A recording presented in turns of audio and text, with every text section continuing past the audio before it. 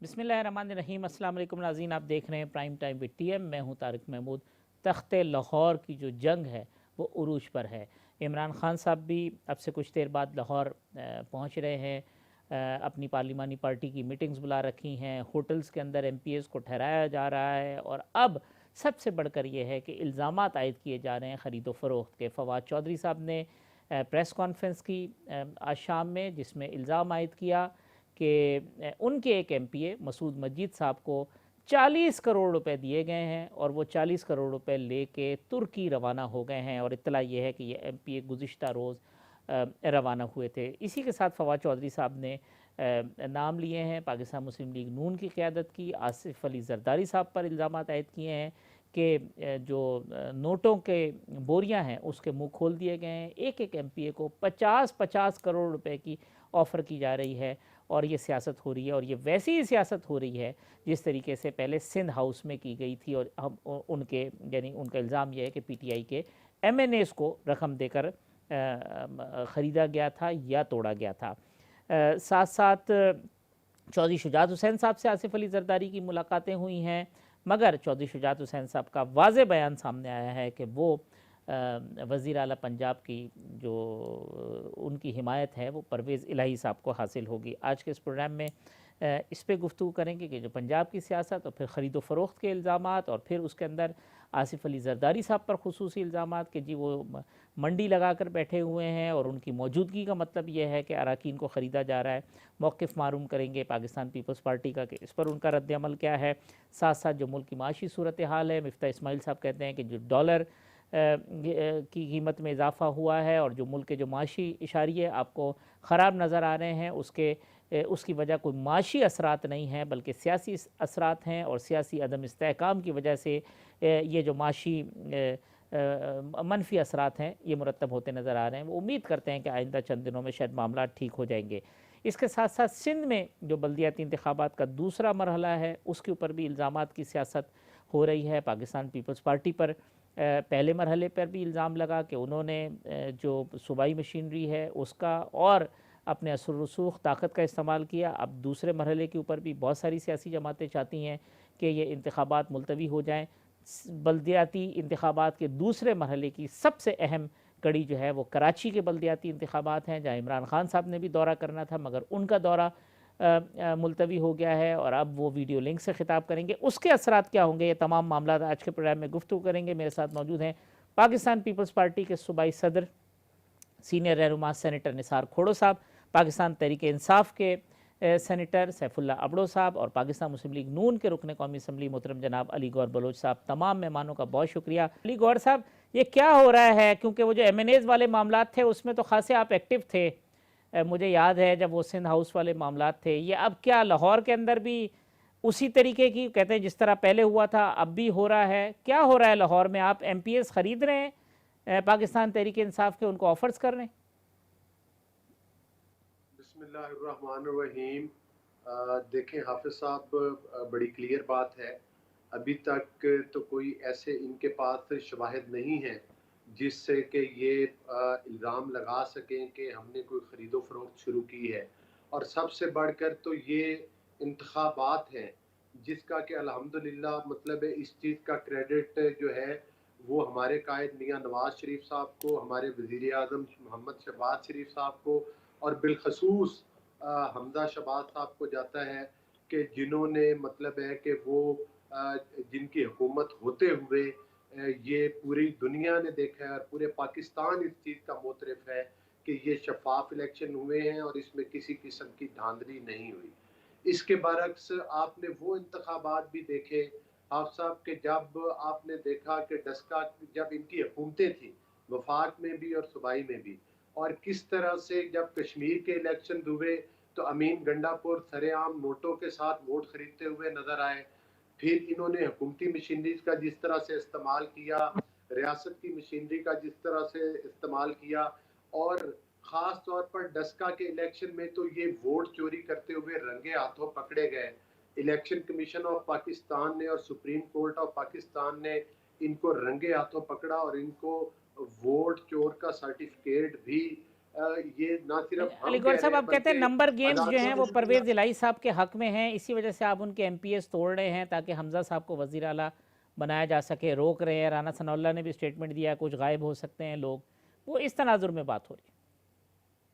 देखें, वो मैं उसी तरफ आ रहा हूँ। देखें, गुजारिश ये है कि आपने कुछ दिन पहले आपने वो वीडियो देखी है जिसमें शेख रशीद, ऑडियो सुनी होगी पूरे बल्कि पाकिस्तान ने सुनी है, जिसमें शेख रशीद साहब जो है वो शरकपुरी साहब को पेमेंट के बारे में कंफर्मेशन दे ठीक। रहे हैं। इस किस्म का कोई सबूत इनके पास हमारे बारे में है तो वो भी जरूर मीडिया के ऊपर लेकर आए। 40 वो करोड़ वो रुपए तो लेके पूरा मसूद पाकिस्तान मजीद देख साहब सकता गए हैं टर्की, 40 करोड़ रुपए है। अगर खबर। वो कोई 40 करोड़ रुपए की कोई ट्रांजैक्शन का इनके पास सबूत है, किस ठीक। अकाउंट से गई है, कहाँ गई है, किसके पास गई है, अगर अगर ये शरकपुरी को पैसों से खरीद लें और एक हमारे और एमपी हैं उनको खरीद लें तो वो तो ईमानदारी है। और अगर इनका कोई अपना एमपीए इनको वोट नहीं करना चाहता, असल मसला ये है कि जो इनके वजीर आला के उम्मीदवार हैं वो काफ लीग से हैं। ठीक। और इस बारे में पाकिस्तान पीटीआई के बहुत सारे लोग, कम नहीं, बहुत सारे लोग ऐसे हैं जिनके शदीद तहफ़्फ़ुज़ात हैं।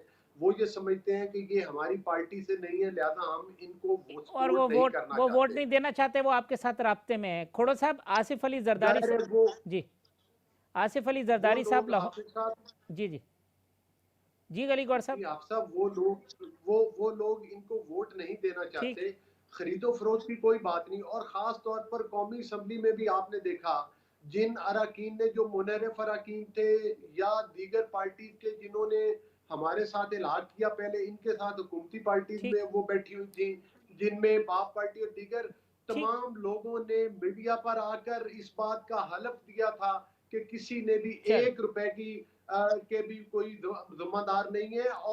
और आज तक किसी एक उम्मीदवार के बारे में ये सबूत नहीं पेश कर चलें, सके अली गौर पूरी साहब, आपका पाकिस्तानी पॉइंट आ कौम गया। के खोड़ो सामने। साहब, आसिफ जरदारी साहब लाहौर में मौजूद हैं, ख़रीद फ़रोख्त के वो बादशाह हैं, लोगों को तोड़ रहे हैं और मंडी लगी हुई है। जिस तरह सिंध हाउस में हुआ वही सब कुछ जो है अब लाहौर के अंदर हो रहा है। ये इल्ज़ाम है पाकिस्तान तहरीक इंसाफ के, पाकिस्तान पीपल्स पार्टी पे। सर देखें, फवाद चौधरी की बात तो मुझसे न करें क्योंकि वो कभी कोई बात करेंगे, कभी कोई बात करेंगे जो उनको उनका कहेगा वजीर आजम, साबिक वजीर आजम, उसकी बात मुझसे न करें। आसिफ अली जरदारी साहब पाकिस्तान पीपल्स पार्टी के को चेयरपर्सन हैं और वो इस कोalition पार्टनर है।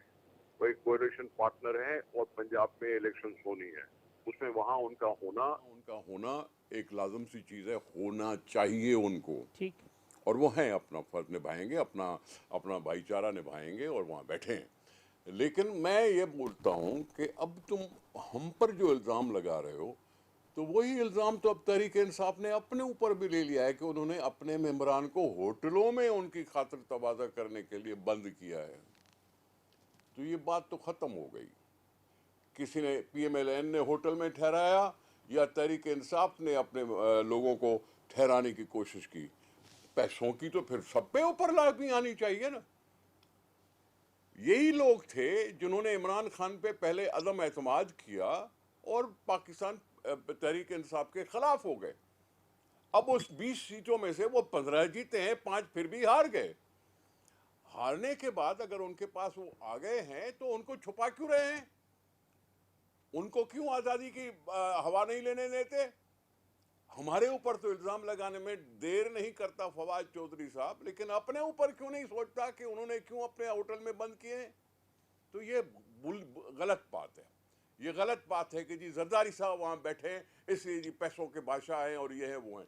ये क्या बात हुई यार? आपने अपने असेंबली के मेंबरान की बेइज्जती क्यों कराते हो इस तरह से?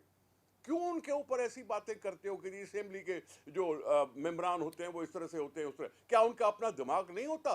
वो अपने हालात को देखते नहीं है? वो सियासत को नहीं देखते कि किस तरह से इमरान खान सियासत कर रहा था? उनको सोच में ये नहीं आ रही थी कि जी हम लोगों के पास जाएंगे फिर तो किस मुंह से जाएंगे, इतनी मुसीबतें पैदा करके पाकिस्तान के लोगों के लिए? इमरान खान कर रहा था ना, इमरान खान के खिलाफ लोग थे ना, इमरान खान के खिलाफ लोगों ने कहा था हमें, हम उनके कहने पर निकले थे ना कि इमरान खान ने हद कर दी है नाअहली की। तो फिर अगर उन्होंने अपने आप को इस तरह से साइड पे कर लिया तो उन पे इल्जाम लगा दो कि पैसों पे बिक गए थे। अभी सिंध हाउस में भी लोग अपनी मर्जी से बैठे थे, अगर बैठे थे तो उन्होंने तो कुरान शरीफ पे हाथ रख के कहा था हमने कोई पैसे नहीं दिए। आप ऐसे कैसे इल्जाम लगाते थे? पब्लिक के नुमाइंदों पर इल्जाम कैसे लगा सकते हो? अपनी सियासत को खुद ही कमजोर कर रहे हो, अपनी सियासत को खुद कमजोर कर रहे हो कि नुमाइंदों पर इल्जाम लगा दो कि वो बिकते हुए माल है। गलत बात करते हैं आप। सियासत को सियासत के तौर पर खेलें अगर खेलना चाहते हो। वैसे तो मैं इल्जाम लगा सकता हूं, एटीएम कार्ड तो इमरान खान साहब के पास है ना, बहुत सारे एटीएम कार्ड उनके पास हैं। उनके पैसे क्या काम नहीं आ रहे होंगे क्या? वो ये अली गौर साहब यही कह रहे हैं कि जब अगर हमारे लोगों को पैसे देने की बात आए तो वो ठीक है, अगर दूसरी तरफ आए तो वो ठीक नहीं है। कल डॉक्टर अफनान कहते थे हमारा लोटा लोटा और आपका लोटा लोटर नहीं। ये कौन सा फॉर्मूला है? अबड़ो साहब अबड़ो साहब आप खोड़ो साहब ने कहा कि आप ये तौहीन है, तज़हीक है एमपीएस की या एमएनएस की जो आपके टिकट के ऊपर मुंतखब हुए, आपके एतमाद के पे आपने उनको टिकट दिए थे। अब आज आप कहते हैं कि वो बिकाऊ माल हैं और वो बिक गए हैं। खोड़ो साहब जो कह रहे हैं ना कि होटल में लोग क्यों हैं, तो खोड़ो साहब की ख्वाहिश ये होगी कि ये सारे एमपीएस जो हैं ये बिलावल हाउस पे चले जाएं तो फिर इनको शायद तस्कीन हो जाए। जैसे सिंध हाउस में जमा हुए थे, जैसे मेरियट में जमा हुए थे, तो फिर इनको इजी होगा। बाकी जहाँ तक बात है, देखें पैसों की बात तो हम जो अपने होटल में आए हैं लोग हमारे या किसी बेंगलोर पे हों तो उसमें क्या हर्ज है? हम अपने लोगों को छोड़ दें, उनको कहते हैं कि भाई आप जाएं, आप इनसे जाके जो भी नेगोशिएशन करें। हद होती है। आप देखें परवेज़ इलाही साहब सीएम हैं, इनकी बौखलाहट का शिकार है एक्चुअली ये सारी लीडरशिप। इनको पता है कि 22 के बाद जो हालात बनेंगे पाकिस्तान के, तो इनको भी पता है। ये हैं तो बड़े जमहूरी लीडर्स हैं, लीडर्स भी हैं ना। देखें ये जो कहते हैं कि भाई खान साहब ने नाअहली दिखाई, तो अहलियत इनकी क्या थी? 20 कॉन्स्टिट्यूंसीज में पीपी को एक उम्मीदवार नहीं मिला। अच्छा, मुझे तो इस पे एतराज़ नहीं है कि भाई जरदारी साहब वहाँ क्यों बैठे हैं। जरदारी साहब बैठे रहे। अभी जैसे 20 हलकों में पीपी ने बड़ी मदद की है ना नून लीग के उम्मीदवारों की। कहीं उनको 200 वोट दिलाए हैं, कहीं 300 वोट दिलाए हैं, कहीं 400 वोट दिलाए हैं। तो लाजमी जैसे उनकी वहाँ पॉपुलरिटी थी वैसे उन्होंने उसकी मदद की। तो वैसे ये एक दिन गुजर जाएगा। एक एमपीए ठीक है टर्की चला गया है तो क्या फ़र्क पड़ता है, लेकिन उससे इनका जो असल चेहरा है ना वो सामने आ जाता है ना कि भाई इलेक्शन 17 को है ना, ये कहते हैं कि हमारा कोई ताल्लुक नहीं है ना। आप देखें जब 18 जुलाई को इंटीरियर मिनिस्टर ऑफ पाकिस्तान उन्होंने क्या स्टेटमेंट दी थी कि जी अगर 5 एमपीए गुम हो जाएं, न पहुंच पाएं असेंबली तो फिर क्या होगा। हम तो उसी चीज को हाईलाइट कर रहे हैं पब्लिक के सामने कि पब्लिक इनका चेहरा देखे। बस अल्लाह खैर करेगा, एक दिन बचा है, इंशाल्लाह ये देख लेंगे सब। इनकी जो लाजमी आखिरी उम्मीद इनकी ये है कि पंजाब में हुकूमत रह जाए। उसके बाद तो अगर हुकूमत वो चली गई और इंशाल्लाह चली जाएगी, क्योंकि इनके पास तो 180 वोट है, हमारे पास 188 थे, अभी एक चला गया 187 है सपोज करें। तो हमें तो इससे कोई डर नहीं है, बेशक ये आ जाएं। 22 को इनको कहीं भी मुंह दिखाने की पैनिक में जगह क्यों नहीं है मिलेगी। अबड़ो साहब? पैनिक में क्यों है? फवाद चौधरी साहब की प्रेस कॉन्फ्रेंस, यास्मीन राशिद की प्रेस कॉन्फ्रेंस पैनिक की बात नहीं है। हाफिज साहब देखें, हाफिज साहब देखें, इसमें पैनिक की बात ही नहीं है। देखिए जो हालात होंगे उस पर तो लाजमी जो हमारे स्पोक्समैन होंगे वो तो बात करेंगे ना। इसमें क्या हम क्या कहें, ढोल बजाएं कि भाई अच्छा हुआ हमारा एमपीए चला गया है, अच्छा हो गया। 5 एमपीए और तैयार करके हम उनको सजा के दूल्हा बना के हम भेज देते हैं इनके हाउसेज पे कि आप ले लें इनको पैसे दे दें। ऐसे तो नहीं हो सकता ना। कौन सी पार्टी करती है? लाजमी हर पार्टी अपने लोगों को अपने मौक़िफ़ को डिफेंड करती है। ये तो देखिए बात कौन सी है, जैसे पीपी ने मदद की, जरदारी साहब माशाल्लाह बड़े सियासतदान है पाकिस्तान में, इसमें कोई भी ढकी छुपी बात नहीं है। और जिसके लिए वो मशहूर है वो भी सबको पता है, खोड़ो साहब को पता है। और बाकी रही बात कि भाई जैसे उन्होंने वोट दिलाए हैं वैसे ही उनकी मदद ये करेंगे। आप देखें ये बौखलाहट का शिकार है ना कि कल परवेज़ इलाही साहब जो हैं वो हमारे मिनिस्टर हैं सीएम कैंडिडेट के, शुजात साहब के पास जाने की कोई तुक बनती है? वो शुजात साहब का बेटा उनका मिनिस्टर है, शहबाज शरीफ साहब की कैबिनेट में मिनिस्टर है शुजात साहब का बेटा। तो कल आ जाता ना, कल शुजात साहब इनके पास आ जाता। अगर बेटा बाप का कहा नहीं मानता तो बाप ने उसको ठीक है कुछ नहीं कह सका, लेकिन ये तो नहीं कर सका ना। वो कहाँ गया वो? अब कल वो वोट ले आते ना, वो जो हेवी वेट मिनिस्टर है वहाँ चीमा, वो बंधु को ले आता ना। ठीक। अली गौर साहब वो कहते हैं कि आप करने वो तो अपने कांधे पे तारिक बशीर चीमा अगर अपने कांधे पे भी 2-2 एमपीए उठा के ले आता तो वो क्यूली के एमपीए ले जाता, अगर उसके हाथ में था तो। नहीं ले सका ना। इससे ज्यादा बौखलाहट क्या हो सकती है इनकी? लेकिन इनकी तकलीफ है एक दिन की, ये इंशाल्लाह ये सही हो जाएंगे। बाकी जहां तक देखें ना बातें कि भाई ये अपने इंटीरियर मिनिस्टर को कि ऐसा बयान वो उसको नहीं देना चाहिए चलें, वो था तो ना। अब कोर्ट बाकी में चला effort गया है, मामला कोई अबड़ो करता है साहब, अब वो हाफिज तो साहब कोर्ट इसको में। तो। अली गौहर साहब कहते हैं 1-2 दिन की बात है, हाँ, वो तो। हमारे पास नंबर पूरे हैं, पंजाब की हुकूमत हमारे पास होगी, आप इस्लामाबाद के मेयर के तौर पे रह जाएंगे, किसी सूबे में आपकी हुकूमत नहीं होगी, ये कह रही है पीटीआई। देखिए बात ये हाफिज साहब के ये वो टोला है जो ऑलरेडी आरटीएस सिस्टम की पैदावार है। पहले भी ये लोग पंजाब का मैंडेट चुरा कर आए थे और अब भी आपने देखा है कि जिन सीट्स पर इलेक्शन हुआ है ये वो सीट्स थी जो कि नून लीग के अगेंस्ट जीती हुई सीटें थी। उनमें से भी 4 सीटें हम जीत गए, 5वां आज़ाद भी हमारे साथ आ गया। तो हमने तो इनकी जीती हुई सीटों में से वापस सीटें जीती हैं। और इससे पहले भी जितने ज़िमनी इंतखाबात पंजाब में हुए हैं आपके सामने हैं, वहाँ पर मतलब है कि पंजाब के अवाम ने इनको किक आउट किया। अब जाहिर है कि जब से हम हुकूमत में हैं तो महंगाई और वो चीज़ें जो कि इमरान अहमद न्याजी इस मुल्क का बेड़ा गर्क करके गए हैं, और हमने तो आते साथ ही इस बात का ऐलान किया था कि ये मुश्किल फैसले हैं ठीक। और इनकी हमें किसी हद तक सियासी कीमत भी चुकानी पड़ सकती है। तो ये हमें कौन सी ऑपोजिशन दिखाते हैं? वो ऑपोजिशन जो पहले 4 साल से हम ऑपोजिशन में पंजाब में बैठे हुए थे, जब मियां नवाज शरीफ साहब कैदोबंद की सोबतें बर्दाश्त कर रहे थे, जब शहबाज शरीफ, हमजा शहबाज, मरियम साहिबा और हमारी दीगर सीनियर लीडरशिप जेलों में बंद थी, फिर भी हम इनको इंतखाबात हरा रहे थे, फिर भी हम इलेक्शन जीत रहे थे। तो अब भी अगर हम ऑपोजिशन में बैठने से नहीं घबराते, अब तो मरकज में भी हमारी हुकूमत है। अगर हमें पंजाब में या किसी जगह पर अपने इस मुल्क को बचाने की खातिर किसी ऑपोजिशन में बैठना पड़ गया तो हम वो कीमत चुकाने के लिए तैयार हैं। ठीक। लेकिन काबिल जिक्र बात ये है, मैं ये पूछता हूँ आपको, ओबड़ो साहब से ये सवाल पूछना चाहिए था कि ये राना सनाउल्लाह साहब की बात तो कर रहे हैं, शेख रशीद की ऑडियो के बारे में क्या ख्याल है? वो जो शरकपुरी साहब ने इस्तीफा दिया है उसके बारे में, और शरकपुरी साहब के साथ एक और एमपीए भी है जो इन्होंने नून लीग के खरीदे हुए हैं, अशरफ उनके बारे अंसारी में साहब, क्या ख्याल है? अशरफ अंसारी साहब का तो मकसद ये नहीं, अंसारी साहब तो वापस आ गए, वो एक जी। और रुकन है। अच्छा, ठीक। सुभाष चंद्र। देखिए बात ये है कि ये मसला इनके लिए, अब इनको पता है कि जो वो लोग जो कि हांग के इनकी पार्टी में शामिल किए गए थे, जिनको डंडे के जोर के ऊपर पीटीआई ज्वाइन करवाई गई थी 2018 के इलेक्शन से पहले, अब वो लोग मजीद पीटीआई के साथ नहीं चलना चाहते। और वो अभी तो 2 की बात है, और लोग भी हमारे साथ राब्ते में हैं जो कहते हैं कि हमने काफ लीग के कैंडिडेट को वोट नहीं करना। और इवन वो और सरप्राइज होगा अली गौहर साहब, सरप्राइज होगा 22 को, नंबर गेम कम है आपके, लेकिन उस मैं ये तवक्को करता हूँ कि इमरान अहमद न्याजी ने जिस तरह से पौने 4 साल में पाकिस्तान की मईशत का बेड़ा गर्क किया है, और इनके अरकान असम्बली जो है वो इनकी कारकर्दगी से कतई तौर पर मुतमिन नहीं है, इनके इंतहादी इनकी कारकर्दगी और इनके रवैयों की वजह से हमारे साथ आकर मरकज में बैठ गए।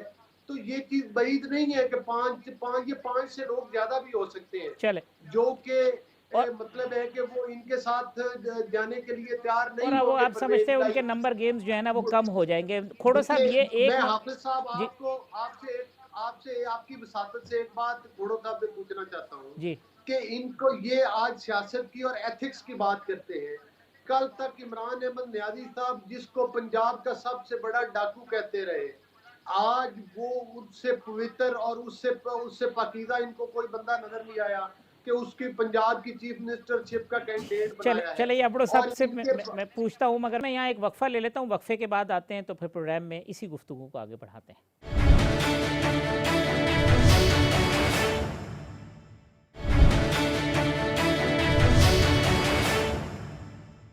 वेलकम बैक नाज़रीन। सेनेटर निसार खोड़ो साहब, सेनेटर सैफुल्ला अबड़ो साहब, अली गौहर बलोच साहब मेरे मेहमान हैं। खोड़ो साहब, एक मंजरनामा वो है जो अली गौहर साहब बता रहे हैं कि जी इनके मेम्बरान पूरे नहीं होंगे, इमरान खान साहब से नाराज़ होंगे, काफ लीग के कैंडिडेट को वोट नहीं देंगे और परवेज़ इलाही मुंतखब नहीं हो पाएंगे।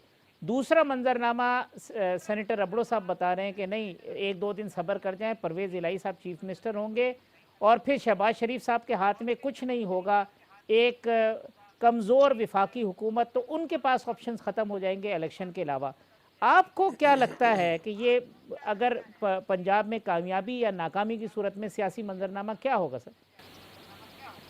देखें जनाब, 18वीं तरमीम के बाद जी सूबों को जिस तरह से आज़ाद किया गया है उसमें कोई बुरी बात नहीं है। हम्म, यूसुफ रजा गिलानी साहब वजीर आजम थे, ठीक। क्या पंजाब में हमारी हुकूमत थी? नहीं, ठीक। PMLN की हुकूमत थी। बेनजीर साहबा वजीर आजम थी, हम्म, क्या पंजाब में हमारी हुकूमत थी? नहीं थी। ठीक। क्या यूसुफ रजा गिलानी साहब के वक्त में 4 साल या 5 साल पूरे नहीं हुए? क्या वफाकी हुकूमत नहीं चलती रही? क्या पाकिस्तान नहीं चलता रहा? क्या यह जरूरी है कि पंजाब में हुकूमत हो तो फिर पाकिस्तान चलेगा, नहीं तो नहीं चलेगा? दूसरे सूबे जो हैं वो खामखा के हैं? ये बात नहीं है। वफाकी हुकूमत है, ठीक। वो अपनी रिट कायम करा के आगे चल सकती है। रही बात कि सिनारियो क्या होगा, वो तो अभी 22 तारीख को इलेक्शन है।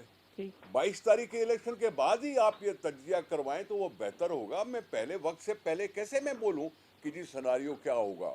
हो सकता है हमजा शहबाज बच जाए, हो सकता है न बच सके, लेकिन क्या हो गया? ये तो PMLN के लोग हों या तहरीक इंसाफ के लोग हों। अभी जब परवेज इलाही साहब को कैंडिडेट किया था तो काफ़ी सारे लोग थे, वो कहने लगे थे कि इतनी सारी जमात में क्या जहांगीर तरीन साहब ने ये नहीं कहा था? क्या अलीम खान साहब ने ये नहीं कहा था कि जी सारी जमात को भूलकर परवेज इलाही को बनाया जा रहा है? आपको ये सब कुछ भूल गया 1-2 महीने में?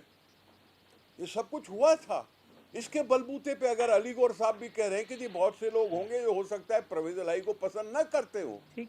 इमरान खान साहब की अपनी कहावतें जो हैं, अपने जो इरशादात थे जिसमें उनको डाकू कहते थे, हो सकता है लोगों को याद हो, लेकिन उनकी पार्टी जब इतनी बड़ी है तो फिर ज़ाहिर है किसी न किसी के दिल में ख्याल आ गया कि यार इतनी सारी हुकूमत होने के बाद, इतनी सारी बड़ी पार्टी होने के बाद किसी बाहर के बंदे को क्यों ला रहे हो? ठीक।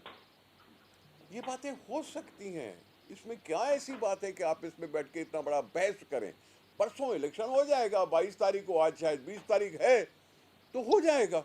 और उसमें कोई होटल में ठहराता है, किसी महल में ठहराता है, मुर्गे खिलाता है, बकरे खिलाता है, भले खिलाए। ठीक। लेकिन मैं तो इसलिए बात कर रहा था कि पिछली दफा जब नेशनल असेंबली में हो रहा था उस वक्त ऐसी कोई तहरीक इंसाफ ने मूव नहीं चलाई थी कि होटलों में जाके उनको बंद करें। अभी क्यों कर रहे हैं? क्योंकि उनको अपने ऊपर भी शायद एतमाद नहीं है।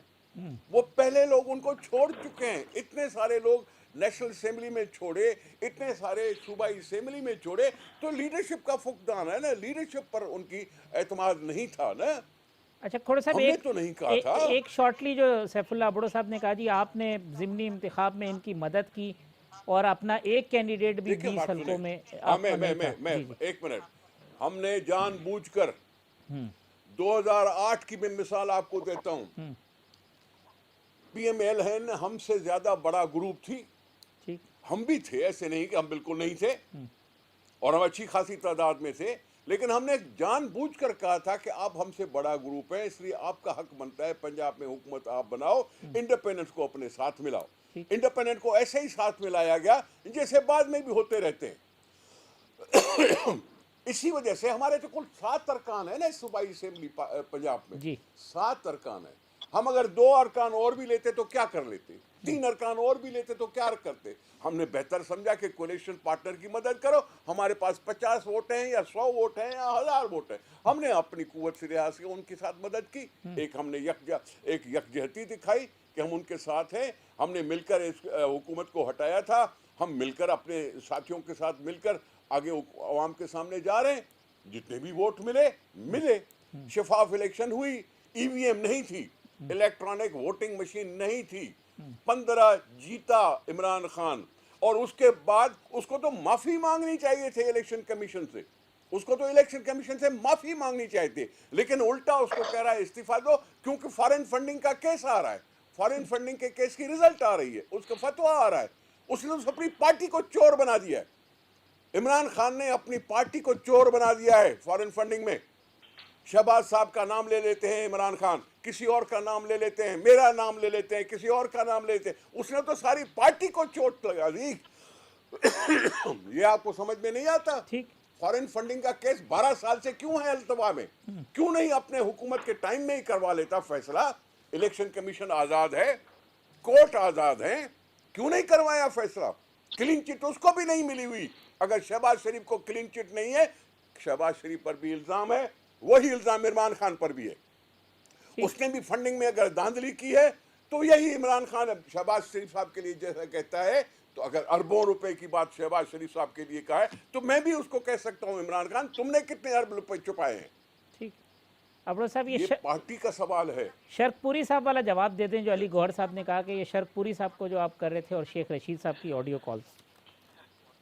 देखिए बलोच साहब तो अभी तक जो है ना, अभी हालांकि उनकी हुकूमत आ गई है, आज उनको अल्हम्दुलिल्लाह 100 दिन भी हो गए हैं ना, बलोच साहब अभी तक माजी से नहीं निकल पा रहे। जहाँ तक शरकपुरी साहब की बात है, ये तो एक बात है, हुकूमत अभी भी वफाक में इनकी है, सारे डिपार्टमेंट इनके अंडर में है, इलेक्शन कमीशन भी है, सब हैं।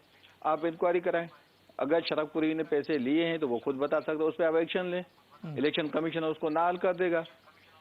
हम इनको कहते हैं, हम इनको ऑफर करते हैं कि अगर शेख रशीद ने स्टेटमेंट दी है तो इनको इंक्वायरी करनी चाहिए, हम तो उसे नहीं भाग रहे, आप पता करें। उसके बाद आपने देखा था कि शरकपुरी का खुद का बयान आया, लेकिन जिस बंदे के साथ शेख रशीद बात कर रहा था उस बंदे का भी बयान आया था कि भाई मेरी उससे बात हुई, मैं तो शरकपुरी को जानता भी नहीं, लेकिन फिर भी वफाकी गवर्नमेंट इनकी है, FIA इनकी है, नैब इनकी है, ये पता करें, इन्वेस्टिगेट करें, हमें तो कोई इसमें अर्ज नहीं है। दूसरी बात जो उन्होंने कहा कि जी पंजाब का डाकू कहते थे, उन्हें अब पंजाब की सबसे बड़ी कुर्सी पे बिठा रहे हैं इमरान खान। मैं उसी पर जी अभी आप देखें, अभी देखें, ये दोहरा बयार है ना, मैं अभी बात करूंगा काफी मतलब वो मुश्किल भी होगी सबके लिए ना। देखें, यही शहबाज शरीफ था, यही PDM थी, यही जरदारी साहब था जब उन्होंने परवेज इलाही साहब को अनाउंस किया, ये जो 10 अप्रैल के से पहले जो मूव थी कि आप पंजाब के CM बने, तो उनको उस वक्त याद नहीं था, उस वक्त कहाँ गए थे ये सारे लोग। ये तो देखिए ना, इनकी सियासत पिक एंड चूज बेसिस पे है ना। अगर ये कल शहबाज परवेज इलाही इनके साथ बन जाता तो फिर सही है, अगर वो तहरीक इंसाफ के साथ खड़ा है तो इनको तकलीफ है। देखिए, हम तो ये कहते हैं ना कि ये शहबाज शरीफ था ना, अभी तक लाड़काना की गलियां, लाड़काना के चौक शहबाज शरीफ का वेट कर रहे हैं कि वो कब आएंगे, कब जो उनका वादा था कि मैं जरदारी साहब मैं आपको वहां घसीटूंगा, लाड़काना के चौकों पे घसीटूंगा। यकीन करें, लोग डेली आते हैं चौकों पे, लोग खड़े होते हैं कि शायद अब PM बन गए, अब किसी फ्लाइट लेके जल्दी आ जाएं, सुबह को काम करके शाम को वापस चले जाएं। तो अभी आपस में साथ बैठे हुए हैं। जरदारी साहब ने क्या कहा था कि अगर हम शरीफों के साथ मिले तो हमें खुदा भी माफ नहीं करेगा। चले, खुदा की बात तो दूर की बात है, हम मुसलमान कह देते हैं, लेकिन शायद यहाँ अवाम कोई देखें, हाफिज साहब, अवाम जानता है। अभी बलोच साहब ने कहा कि जी PTI में लोग ऐसे शामिल हुए थे, तो उन्होंने सबक सीख लिया ना, जो शामिल हुए थे। आज़ाद लोग आते हैं, मैं खोड़ो साहब की बात से सहमत हूँ इस बात पे कि इलेक्शन होते हैं, आज़ाद लोग जीत के आते हैं, वो किसी भी पार्टी में चले जाते हैं, इसमें कोई हर्ज नहीं है। लेकिन अगर वो लोग हमारी पार्टी में आए, चले गए, उनको जब नून लीग ने ऑफर की, नून लीग ने उनको ज्वाइन कराया, तो अभी बाय इलेक्शन हुए, उन्होंने देखा, अच्छा अभी इनके पास फेस सेविंग है कि जी 20 सीटों में हम 5 सीटें तो जीत गए। भाई फिर आपके ये जो टार्जन बने हुए हैं, अता तारक, पहले तो किसी ने देखा भी नहीं था अता तारक क्या है, आजकल तो बड़ा वो कमांडो बना हुआ है, ऐसे उछलता है, ऐसे उछलता है। उसने एहसन इकबाल, साद रफीक, वैसे नए कमांडो अब्रो साहब, अगर अता तारड़ साहब कमांडो इधर हैं, उधर वो शहबाज गिल साहब भी नए कमांडो आपके जो है ना वो है, कमांडोज की कमी नहीं है, सही कह रहे हैं, सब खुद मुख्तार हैं कमांडोज में। नहीं देखिए, मैं हाफिज साहब, मैं आपके साथ आता रहा हूँ, बलोच साहब भी आते रहे, लेकिन आपको पता है कि मैं ऐसी किसी चीज का डिफेंड भी नहीं करता। हमारे लोग भी बातें करते हैं, हद से ज्यादा करते हैं, कोई ऐसी चीजें में नहीं है, लेकिन बात यह है कि लॉजिक होनी चाहिए। 4:30 बजे तक अता तारड़ कर रहा है कि हम सारी सीटें क्लीन स्वीप कर रहे हैं, तो भाई आप 20 में 5 क्यों जीते? आप कह रहे हैं कि भाई खान साहब अभी भी इलेक्शन कमीशन के लिए ये कह रहा है, RTS सिस्टम का ये हमें ताना दे रहे हैं। आपने देखा कि PP7 में क्या हुआ कल, जब उन्होंने एप्लीकेशन दी है कि भाई आप रिकाउंटिंग करें, तो RO ने कहा कि मैं रिकाउंटिंग नहीं करता। आप बताएं कि ये इलेक्शन के बायलाज हैं, लाज हैं, आप देखें कि अगर आपका जो विक्ट्री का मार्जिन है वो विद इन 5 to 10% है, तो आपको रिकाउंटिंग पे जाना चाहिए। 42 वोट कौन से? बेशक जो नहीं, मैं आपको एक बात बताता हूँ, जैसे ये लोग उछालते हैं चीजों को ना, तो इनको देखिए सिस्टम अच्छा होना चाहिए। ये कहते हैं EVM मशीन नहीं थी, वो नहीं थी, भाई आप लोग तो सब कह रहे थे हम जीत रहे हैं ना। 14 ये 12 पार्टीज हैं ना, 12 पार्टीज ने मिलके, क्योंकि जरदारी साहब ने खुद कहा था ना कि ये ढोल है, हमने खुद जो है बांधा था। अभी बलोच साहब तो अभी नहीं निकल पा रहे मैशत से ना। भाई मैशत आपने क्या किया है मैशत में ना? 3 साल 8 महीने हमारी गवर्नमेंट थी, डॉलर बढ़ा, टोटल जो है 49 रुपीज। आपके 100 दिनों में डॉलर आज जो है 48 रुपए बढ़ गया है। कौन उसका जिम्मेदार है? पॉलिटिकल अनसर्टेनिटी आप मैशत संभाले ना। चले अब अली गौहर साहब, भाई पॉलिटिकल अनसर्टेनिटी इनको पता थी ना पहले भी, तो क्यों आए? किसने इनको शौक दिया? मैशत इनसे संभाली नहीं अली जा गौहर रही, साहब, क्यों अभी कह रहे हैं ये? अली गौहर साहब, मईशत आपसे संभाली नहीं जा रही, पिछली बात नहीं करनी आपने, अगली बात करनी है, अच्छा, नुकसान कितना हो रहा है। बाकी हाफिज साहब जो हाफिज साहब एक मिनट, जो नवाज शरीफ साहब वाली बात की, बलोच साहब ने कहा कि वो बात है कैदो बंद की मतलब तकलीफें बर्दाश्त की। भाई अभी अपनी गवर्नमेंट है, आ जाए ना। वो तो 2 महीने के लिए गए थे, 50 रुपए के स्टैम्प पेपर पे वो स्टेटमेंट देके चले गए। जो सिटिंग प्राइम मिनिस्टर है वो उसका जामिन था, अभी उसको लाए ना वापस। चले अली गौहर साहब, कौन सी कैद है उनके लिए? मईशत प्रॉब्लम कितनी है? ऐसी कैद तो पाकिस्तान के हर कैदी को आनी चाहिए, जितने पाकिस्तान में कैदी हैं इन सबको ऐसी सहूलतें मिलनी चाहिए। अली गौहर साहब, ख्वाजा साहब ने कहा कि हमारा मुकाबला महंगाई से था। आप खुद हल्के की सियासत करते हैं, बड़ा हल्का है आपका फैसलाबाद का, लोग तंग भी हैं, फिर ये डॉलर की प्राइसेस, ये आप कितने अरसे पिछले पे कहते रहेंगे कि जी बारूदी सुरंगे ये वो? लोगों को तो आपको जवाब देना पड़ेगा। आप बाहर निकलते हैं तो लोग आपसे सवाल पूछते हैं जी हम तो आपके साथ अगर खड़े हुए थे तो इसी तब्दीली के लिए खड़े हुए थे ना, कि अगर उस दौर में महंगाई थी तो अब हमारी जान छूटे। देखिए बात सुने, क्योंकि प्रोग्राम का वक्त भी कम होगा। आप साहब, बड़ी सिंपल बात है जी। एक तो मैं इनकी सियासी बातों पर भी रिप्लाई करना चाहूँगा, अपना मौक़िफ़ देना चाहूँगा। ठीक। बात ये है कि ये अब खड़े होकर बड़े बनते, कल वो जो शहबाज गिल साहब भी बात कर रहे थे कि भाई एस्टेब्लिशमेंट आकर को आईनी रोल ले ले, और इनके साथ साथ फवाद चौधरी साहब ने कहा कि बंद कमरों में फैसले नहीं होने चाहिए। गुजारिश करने का मकसद ये है, इसका मतलब ये है कि जब तक इनको बंद कमरों से फ़ायदा होता रहा, इन्होंने तो वही मियाँ नवाज शरीफ साहब के मौक़िफ़ की तायीद की है। पिछले 5-7 साल से मियाँ नवाज शरीफ साहब किस चीज़ पर बात कर रहे थे कि एस्टेब्लिशमेंट का रोल ख़त्म होना चाहिए सियासत में, जिसके कि ये उस वक्त बेनिफिशरी बन रहे थे। उस वक्त ये एस्टेब्लिशमेंट की भी तारीफ़ें करते थे, उस वक्त ये चेयरमैन इलेक्शन कमीशन की भी तारीफ़ें करते थे। 2 वजूहात पर इमरान अहमद न्याजी साहब के इलेक्शन कमीशन के खिलाफ हुए। एक, जब डस्का के मकाम के ऊपर इनकी चोरी पकड़ी गई, वोट चोरी। दूसरी, ये उस वक्त खिलाफ हुई जब फॉरेन फंडिंग केस का उन्हें पता है कि फैसला आने वाला है, और जो इन्होंने इसराइल से और इंडिया से नाजायज फंड इकट्ठे किए, सीक्रेट फंड इकट्ठे किए और वो हड़प किए, हत्ता के शौकत खानम के मतलब है खाते में आने वाला पैसा भी इन्होंने अपनी पार्टी के लिए इस्तेमाल किया और अपने हवारियों की जेबें भरने के लिए इस्तेमाल किया। चले मईशत पे आ जाए अली गौहर साहब। मईशत तबाह है जी। आज अगर मुल्क की मईशत तबाह है तो वो इनके अरबों खरबों की करप्शन की वजह से हुई है, मुल्की हालात की वजह से नहीं हुई। अगर ये दिहाड़ियां ना लगाते और पाकिस्तान का आया हुआ कोरोना का फंड जो बाहर के मालिक से आया था वो ये ना खाते तो पाकिस्तान की मईशत का हालात ये ना हो। मैं यहाँ एक ब्रेक ले लेता हूँ, ब्रेक के बाद आते हैं तो फिर प्रोग्राम को कंक्लूड करते हैं, और आखिरी हिस्से में जो सिंध के बल्दियाती इंतखाब हैं उसके ऊपर जो रिजर्वेशन है उसके ऊपर भी गुफ्तगू करेंगे प्रोग्राम के आखिरी हिस्से में।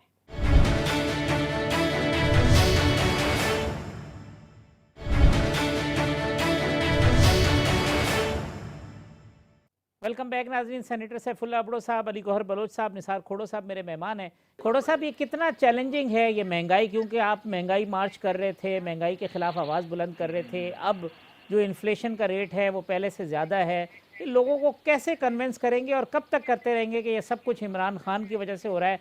आपको जवाब तो देना होगा खोड़ो साहब।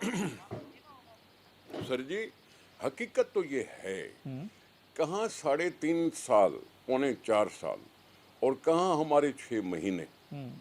अभी तो 3 ये तो है हकीकत कि हाँ बहुत कुछ किया गया था 3.5 साल में, और ये सारी चीज़ें मुसीबतें थीं। इमरान खान को रहने भी दिया जाता तो भी महंगाई इसी तरह से बढ़ती। इमरान खान कल भी आ जाए तो बताए क्या है उसके पास सोल्यूशन कि वो जी पाकिस्तान को 1970 की लेवल पे ले आएगा? क्या है उसके पास हल? वो तो सीखता रहा था। 3 साल में उसको पढ़ाई नहीं दे रही थी, वो तो कहता था मैं अभी सीख रहा हूँ, मुझे पता नहीं था डॉलर कैसे महंगा हो गया, मुझे टीवी में पता चला। ये तो सीख रहा था 3.5 साल, और हम पर जुल्म किए जा रहा था। तो कल उसके पास क्या हल है? कल उसके पास क्या हल है कि वो 1970 के लेवल पे ले आएगा पाकिस्तान को? वो तो ये कहता है मुझे मुल्क से, अगर मुझे वज़ीरात उज़्मा से निकाला है, इससे तो बेहतर है पाकिस्तान पर एटम बम गिरा दो। ये तो ये कहता है, मुल्क का दुश्मन है इमरान खान अगर इस तरह से कहता है तो। और मैं आपको बताता हूं, अगर शहबाज शरीफ अपने आप को बचा भी नहीं पाएगा तो ये नहीं कहेगा कि मुझे निकालना है तो इससे बेहतर है कि पंजाब पर एटम बम गिरा दो। ये नहीं कहेंगे हम पाकिस्तान से मोहब्बत करते हैं। ये धोखेबाजी की बात करता है। इसलिए कह रहा हूं, इतना गर्मी न दिलाओ लोगों को कि ये सारे फट पड़े, हम इस तरह से बोल सकते हैं। उन्होंने बहुत कुछ गलत बातें कही हैं। उन्होंने वो जुबान इस्तेमाल किया जो इजराइल ने जुबान इस्तेमाल की थी, हमारे एटमी हथियार खत्म कर देंगे। ये एक पाकिस्तानी कह रहा है, ये पाकिस्तानी वजीर आजम कह रहा है कि हमारे एटमी हथियार यूज हो जाएंगे।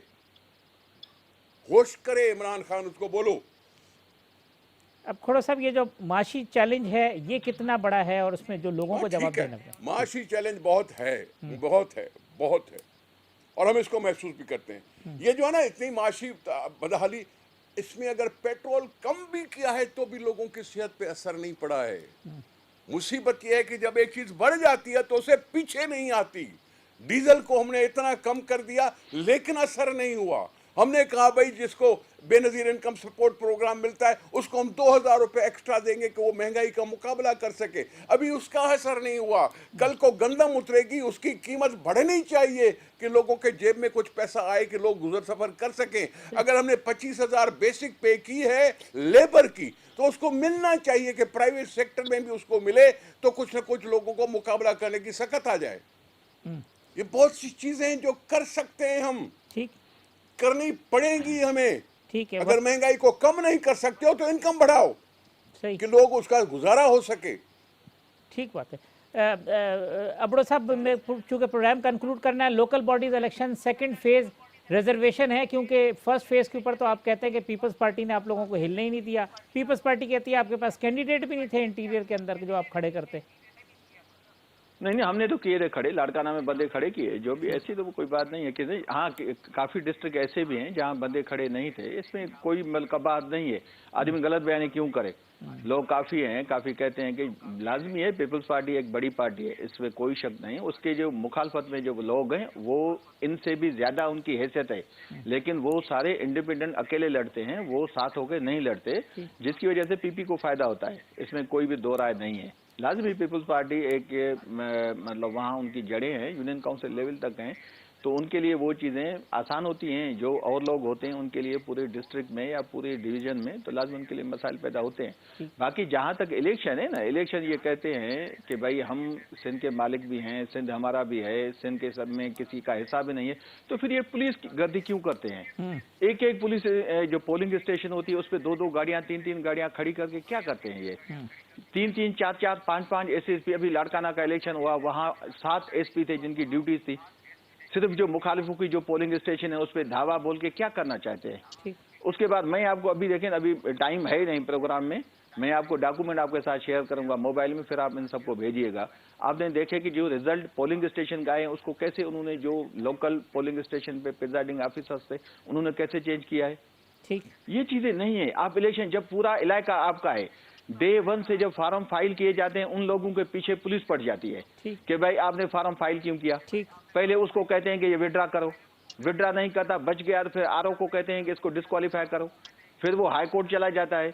आखिर में जब हाई कोर्ट से वो बच जाता है, वो आ जाता है इंसाफ लेके कि भाई आप इलेक्शन लड़ें, तो उसके बाद उसके पास वो पीर, मुरीद, सैयद, कुरान वो सारे आ जाते हैं, रात को जाके बैठ जाते हैं कि आप विड्रा करें। ये तो जिरगा या फैसला करना, ये तो राइट है ना।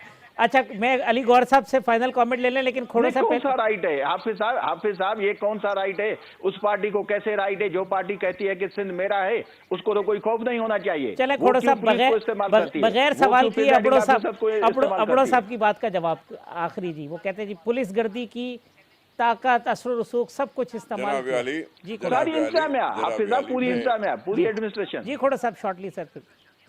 मैं अबड़ो साहब के साथ हमदर्दी कर सकता हूं कि उनके पास कैंडिडेट नहीं मिले। जेयूआई ने भी कैंडिडेट खड़े किए थे, इन्होंने भी कैंडिडेट खड़े किए थे। मैंने 40 यूनियन काउंसिल में बंदे खड़े किए थे। मैं खोड़ो साहब आपकी तरह नहीं हूं कि आपको अपने यूनियन काउंसिल में जी खोड़ो साहब। एक मिनट बात सुने। हम आप एक ये ही देखें, इलाके मैंने आपका के नाम हैं, इसलिए एक लिया। दूसरे को जानते हैं किसकी क्या है। जी जी जी मैं खोड़ा साहब। आपको जानता हूं, मैं भी आपको जानता हूं, मैं भी आपको अच्छी तरह से जानता हूं। हाँ उसको वही चीज छोड़े है, आप, वही उसको चीज, छोड़े हाँ आप, वही है। मुझे जी, बंदे खोड़ा नहीं साहब। मिले, आपके वो पास कितने हैं छोड़े आपको इस भी चीज पता को। है। खोड़ा साहब, आप वो सुन ले ओवरऑल मेरी बात बात, कर रहे हैं, सुन ले मेरी ओवरऑल बात। बात। जी खोड़ा साहब। आपको आपको आपको अगर फतह नसीब नहीं हुई तो ठीक है, अगली दफा आगे कोशिश कीजिएगा। अगर कोई कैंडिडेट मिल जाते हैं तो खड़े कर दीजिएगा। लोगों ने फैसला करना है। पुलिस गर्दी की जरूरत नहीं है। हमने ये नहीं कहा था भाई। पुलिस तो हमारी पुलिस अपनी सिंध की पुलिस है। हमने रेंजर्स को भी नहीं बुलाया, हमने फौज को भी नहीं बुलाया, पुलिस के हवाले की भाई अमन अमान को रखो कायम। ठीक। हमने कोई पुलिस वाला अंदर कोई बूथ में थोड़ी खड़ा किया था। लोगों ने अपनी मर्जी से वोट दिए, लोगों ने अपनी मर्जी से वोट देकर जिसको जिताना था उनको जिता दिया। आपको इस पे क्यों एतराज है? पुलिस भी ना हो, रेंजर्स भी हमने नहीं खड़ी किए, फौज को भी हमने नहीं भेजा अंदर कि जी अंदर खड़े हो जाओ जाके पोलिंग बूथ पे। तो फिर तो आपको एतराज नहीं होना चाहिए, ये नहीं होना चाहिए। सेकंड फेज में भी अब ठीक कॉन्फिडेंट है है, खोड़ा साहब? शिकस्त हो। सेकंड फेज में भी कॉन्फिडेंट है आप? सर जी देखे, बात सुने मेरे भाई, परसों चौथ इलेक्शन हो जी जाएगी, 24 को। ठीक है। 4 डिवीजन्स की हो चुकी हैं जिसमें हम स्वीप कर चुके हैं अल्लाह की जी। मेहरबानी से जी। और लोगों की मेहरबानी से कर चुके हैं। हैदराबाद डिवीजन के 10 अजला हैं, उसमें से एक शहर का कॉरपोरेशन है। कराची में 7 अजला हैं जिसमें एक मेट्रोपॉलिटन कॉरपोरेशन है। जी। बाकी जो फिर देही इलाके हैं वो पहले भी पीपल्स पार्टी जीतती रही थी, अल्लाह करेगा आइंदा भी जीतेंगे। ठीक। मुकाबला होगा तो शायद शहर कराची में होगा, मुकाबला होगा तो शहर हैदराबाद में होगा। ठीक। ठीक है ना जी। बाकी अल्लाह से उम्मीद है, अल्लाह से उम्मीद है कि हम पिछले इलेक्शन में भी हम 30 अजला में से 24 अजला जीते थे। ठीक। 2015 में जो इलेक्शन हुई जी, थी वो ठीक। 30 अजला में से हम कोई 24 अजला के करीब जीते थे, कराची में और हैदराबाद में मिला के। पहले हम बीपो खास कारपोरेशन नहीं जीते थे, इस दफ़ा वो भी जीत गए हैं। ठीक। तो ये होता रहता है, इलेक्शन की बात है। अरे को मुकाबला करने की इजाजत है, कर लो मुकाबला, अली गौर इकट्ठे साहब होकर करो या अलग अलग करो। अली गौर साहब लास्ट कमेंट, पुलिस गर्दी, आप पे भी इल्जाम है कि जी आप पंजाब में पुलिस गर्दी कर रहे हैं सर, शॉर्ट में। आपने बड़ी सिंपली देखा कि जो हमने अभी ज़िमनी इंतखाबात करवाए हैं, ठीक। वो मतलब है उसके इसमें तो कोई आज आरटीएस सिस्टम भी नहीं था और कोई वो मशीनें भी इस्तेमाल नहीं हुई, लेकिन पूरा पाकिस्तान और पाकिस्तान के अवाम जानते हैं कि वो इलेक्शन शफाफ हुए हैं। और अगर हम इस किस्म के हरबे इस्तेमाल करते तो फिर ये 15 सीटें लेकर जाते यहाँ से। तो बात करने का मकसद ये है कि ये शेवा इनका है। एक पंजाबी की कहावत है कि विचू विचू खाई जाओ तो उतू रोला पाई जाओ। अंदर से तो इनका किरदार ये है कि इन्होंने डस्का में पूरी हुकूमती मशीनरी इस्तेमाल की और वोट चोरी किए, डब्बे चोरी किए, धुंध का बहाना बनाया। प्रिजाइडिंग ऑफिसर कहाँ किन सियासतदानों के घरों से बरामद हुए, उनकी लोकेशंस आ गई, पूरी रिपोर्ट्स आ गई। आईजी और चीफ सेक्रेटरी जो थे वो चीफ इलेक्शन कमिश्नर का फोन तक सुनने के रवादार नहीं थे। इस चीज हाफिज को साहब मुझे बोलते एक मिनट दीजिएगा जी टाइम। चले मैं और दूसरी बात ओबरो साहब, आपने बड़े मिनट ले लिए, आप सब्र से भी काम लें। अली गौर साहब वक्त खत्म हो रहा है जी, जल्दी बोलिएगा जी। गुजारिश ये है कि ये लोग जो है ये वोट चोरी करके ही कामयाब हो सकते हैं। जब नवाज शरीफ को कैद किया जाए, जब शहबाज शरीफ को कैद किया जाए, जब मरियम नवाज को कैद किया जाए, ये अवाम के वोट से कामयाब होने वाले नहीं लोग हैं। प्रोग्राम का वक्त खत्म है। अब्दुल साहब लास्ट सेंटेंस कुछ आप कह रहे थे, अगर आप एक जुमला अगर कहना। मैं बलोच साहब बिला वजह डस्का को दिल पे लेके बैठ गए हैं ना, तो देखें डस्का की कहानी इनको याद होनी चाहिए। जो भी जब भी आपके प्रोग्राम में आते हैं कहते हैं डस्का। नहीं देखिए बात सुने, मेरी बात सुने। आप देखें कि डस्का के जो उम्मीदवार थे उसने कहा था कि 20 पोलिंग स्टेशन पे आप जो है तो रीपोलिंग कराएं, और इलेक्शन कमीशन ने पूरे हल्के को कराया। ठीक। तो पहले तो अपने कैंडिडेट को देखें ना। चले खोड़ो साहब, क्योंकि आपका कैंडिडेट क्यों कराया था 20 पोलिंग स्टेशन को। ठीक है। निसार खोड़ो साहब, सैफुल्लाह अब्दो साहब, अली गौहर बलोच साहब, तमाम मेहमानों का बहुत शुक्रिया। कल इसी प्रोग्राम में इंशाल्लाह इसी वक्त दोबारा मुलाकात होगी। अल्लाह हाफिज़।